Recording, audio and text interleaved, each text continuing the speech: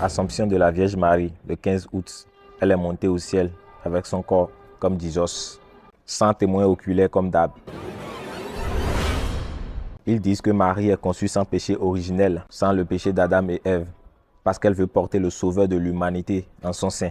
Dieu a donc la possibilité de faire naître quelqu'un, de créer quelqu'un sans le péché originel, de faire concevoir quelqu'un sans le péché originel. Mais pourquoi ne le fait-il pas pour tous les humains? Pourquoi il ne crée pas tous les humains? Pourquoi il ne fait pas concevoir tous les humains sans le péché originel comme la Vierge Marie? Afin que nous soyons tous libérés du péché originel, le péché, la mort, le péché pour lequel Jésus-Christ est venu se sacrifier pour le monde. C'est un faux problème. Le dogme de l'Immaculée Conception a été proclamé par le pape Pie IX en 1854. Je reprends. Affaire de l'Immaculée Conception là.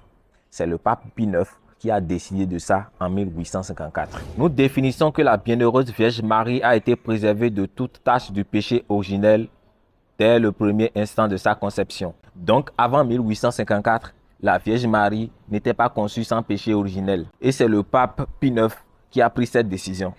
Pas Dieu, le pape. Pour votre information, les représentations de Marie ont été inspirées des statues d'Isis, la déesse égyptienne de la lune. Isis est enveloppée d'un manteau bleu constellé d'étoiles et tient le bébé serré en ses mains. Pour la date du 15 août, jour de l'Assomption, c'est du vol comme d'hab. C'était la célébration de l'Ishtar d'Arbel. C'est ce qu'ils ont fait avec la date de Noël, le 25 décembre. Ce n'est pas la date qui marque la naissance de Jésus, non. C'est la célébration du soleil, la fête du soleil. Ils ont donc mis la main dessus et l'ont attribué à Jesus. Je vous salue Marie, pleine de grâce. Le Seigneur est avec vous. Le Seigneur est avec elle. Le Seigneur est avec elle et les autres femmes. Le Seigneur n'est pas avec les autres femmes. Et puis nos mamans récitent ça à longueur de journée, espérant des grâces et des bénédictions. Ah bon, hein?